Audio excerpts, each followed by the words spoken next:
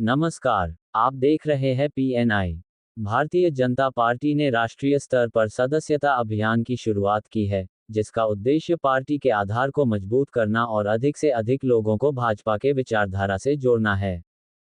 इस अभियान के तहत गया परिसदन में भाजपा माननीय विधान परिषद अनामिका सिंह प्रेस वार्ता में सदस्यता अभियान पर बोलते हुए कहा, सदस्य बनाने का लक्ष्य न केवल अपने पुराने सदस्यों को सक्रिय बनाए रखना है, बल्कि नए सदस्यों को भी पार्टी में शामिल करना है। भाजपा का ये सदस्यता अभियान डिजिटल और जमीनी दोनों स्तरों पर चलाया जा रहा है, जिससे हर व्यक्ति आसानी से पार्टी का सदस्य बन सके। पार्टी ने इस अभियान के लिए एक विशेष मोबाइल ऐप और वेबसाइट लॉन्च की है, जिससे सदस्यता लेने की प्रक्रिया को सरल और सुलभ बनाया जा सके।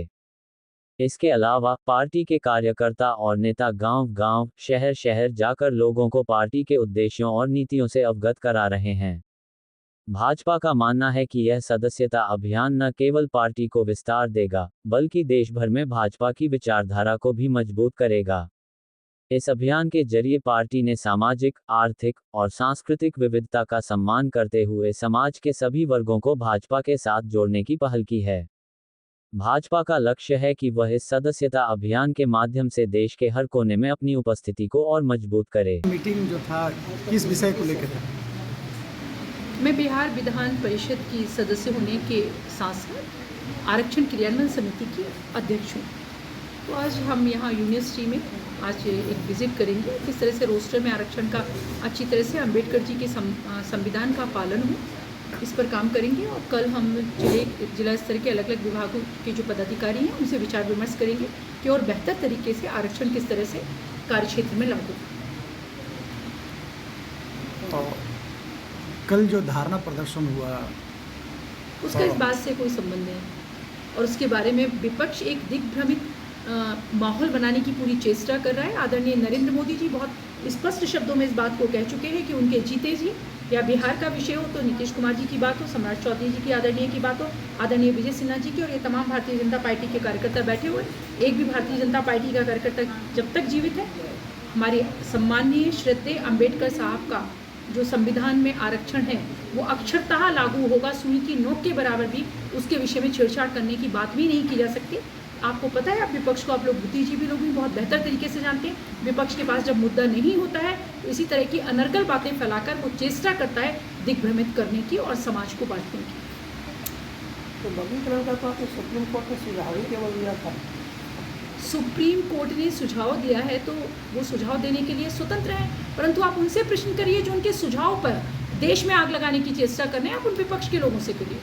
भारतीय जनता पार्टी, हमारे आदरणीय नरेंद्र मोदी जी, एनडीए गठबंधन पूर्णतः स्पष्ट है, हमारे दिमाग में स्पष्टता है, पारदर्शिता है, हमें अपने पता है कि हम क्या सोचते हैं। आप उनसे इस विषय पर बात करिए जो सुप्रीम कोर्ट के एक सुझाव पर प्रेषित करने की बात कर रहे हैं, आग को फैलाने की चेष्टा कर रहे हैं और समाज को बांटने की और जगह जगह दंगे करवाने की कोशिश करते हैं, जो उनकी प्रकृति, प्रवृत्ति और चरित्र में है, क्योंकि उनके पास कोई भी विषय नहीं तो उसी तरह की चेष्टा करेंगे। विपक्ष कहते हैं कि जब आपको 400 सीट आता तो आप संविधान में परिवर्तन की बात करते हैं, और आज कब संविधान में किसकी बात कर रहे हैं आप? किसकी बात कर रहे हैं? जिनके कांग्रेस के शासनकाल में सबसे ज़्यादा, आप तो पढ़े लिखे बुद्धिजीवी व्यक्ति हैं, सबसे ज़्यादा अनुच्छेद बदले गए, सबसे ज़्यादा संविधान संशोधन किए गए, आप निकाल के देख लीजिए। भारतीय जनता पार्टी के समय में कितने हमने संशोधन किए हैं और उन्होंने कितने किए हैं और किस तरह की चीज़ों के किए हैं। भारत की अखंडता, भारत की संप्रभुता और भारत में आरक्षण, अम्बेडकर जी का जो आरक्षण है उसको लेके हम कटिबद्ध हैं। हमने कभी संविधान बदलने की बात नहीं की है कि राहुल गांधी और तेजस्वी अगर हाथ में संविधान की प्रति दे दी जाए ना तो गश खा के गिर जाएंगे। उन्होंने शायद एक पन्ना भी खोल के नहीं देखा होगा कि संविधान बनता कैसे, उसको बदलने के लिए किस तरह की अनुसंधिति की ज़रूरत पड़ती है और चीज़ें होती हैं, उन्हें पता भी नहीं इसके विषय में।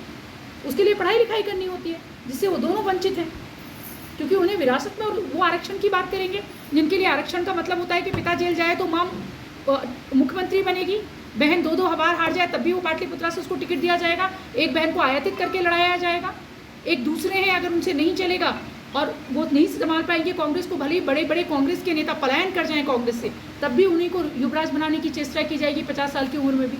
वो आरक्षण की बात करेंगे जिनके लिए आरक्षण का मतलब होता है कि घर को आगे बढ़ाना, परिवार को आगे बढ़ाना। साथ ऐसा व्यवहार हुआ था तो क्या कहना चाहते हैं, क्योंकि अभी तक न्याय नहीं मिला है, सिर्फ कैंडल मार्च चल रहा है। देखिए, सबसे पहले तो ये महत्वपूर्ण विषय है कि ममता बनर्जी एक महिला हैं और वो मुझे समझ में नहीं आ रहा है कि वो किसके खिलाफ कैंडल मार्च कर रहे हैं। उनकी सरकार है, वो स्वतंत्र है, वो कुछ भी कर सकते हैं। उत्तर प्रदेश में योगी जी बुलडोजर चलवाते हैं ना, हमारे यहाँ किया गया ना, ईंट उखाड़ ली गई ना। तो समझने का विषय ये है कि वो किसके खिलाफ कैंडल मार्च कर रही हैं। और महिला होने के बाद भी जिस तरह की, मैं तो इसको पाशविक भी नहीं कह सकती, मैं तो ये भी नहीं कह सकती कि जानवर की तरह किया गया, क्योंकि आप देख लेंगे कि जानवर भी इस तरह के कृत्य नहीं करते हैं जिस तरह का कृत्य उस व्यक्ति ने किया है। और उसके बाद भी अगर वो कैंडल लेके घूम रही है तो मुझे लगता है कि ममता बनर्जी को शर्म से डूब के मर जाना चाहिए। और उनके साथ जो दल खड़े हुए हैं उनको भी इस बात की शर्मिंदगी होना चाहिए। जितनी प्रमुख हैं आप देख सकते हैं, एक अपनी सोनिया गांधी जी हैं, एक प्रियंका जी हैं जो कहती हैं लड़की हूँ लड़ सकती हूँ। अब वो कहीं भी नहीं बोलेंगी क्योंकि उन्हें नहीं बोलना है, उन्हें तुष्टीकरण करना है।